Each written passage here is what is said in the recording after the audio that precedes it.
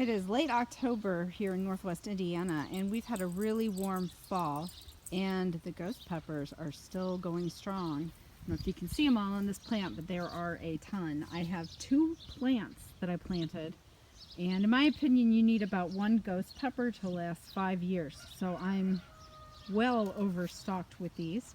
But what I'm going to do is show you how we preserve them and what we use them for. So I've got 2 plants and I'm going to go ahead and pick them, and we're going to talk about preserving them. Okay, so once you have your ghost peppers picked, you're going to want to wash them in warm water and get them kind of dry. And this is the food dehydrator that we have, and it has worked really well for us for several years, as a matter of fact. And we use it a lot to dehydrate our herbs and some vegetables, and like this, these peppers. So this thing works great. It has a guide on it, and we are going to do this at 135 degrees for vegetables is what we're going to do this under. Comes with racks. You can do up to 4 racks at a time.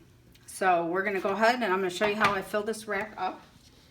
Now, these things are extremely hot, and I've already cut them up and dried some and caused myself respiratory distress and everything else.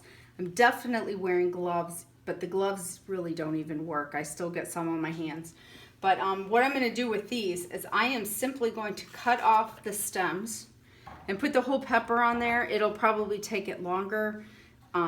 What you can also do is cut it in half is what I would recommend, and even maybe slivers. I've done slivers before. They're just going to dry a lot faster that way for you.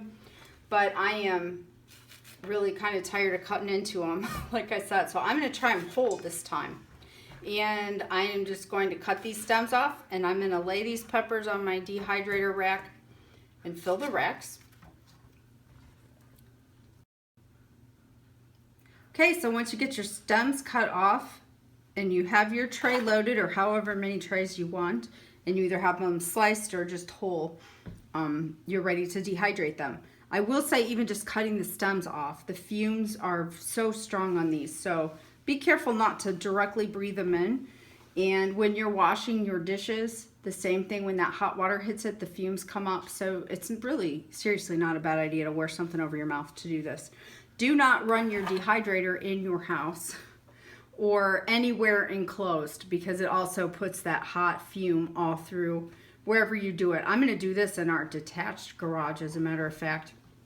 So you will put the lid on, and the same way, you're going to know that these are dry when they're very crunchy and they're not moist at all or bendy. They'll just be crunchy and hard. That is the best way that you want to do this.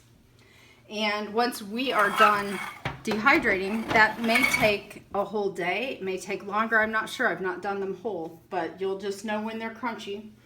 And then what we do with them is, when they're all dry, we put them in the food processor and powder them down. This is pretty coarse. You could powder it down to as fine of a powder as you want. And then we just sprinkle that on food throughout the winter, and it adds some heat if you use just a little. If you use a lot, it's going to add a lot of heat. So use it sparingly, but it's a great way to enjoy the ghost peppers all through the year. And I think it's even a little tamer than when they're fresh too. So you can do that with jalapenos and habaneros, any kind of hot pepper, any kind of even bell pepper you can do too. So that's how we do our ghost peppers and how we use them through the year. Thanks for watching.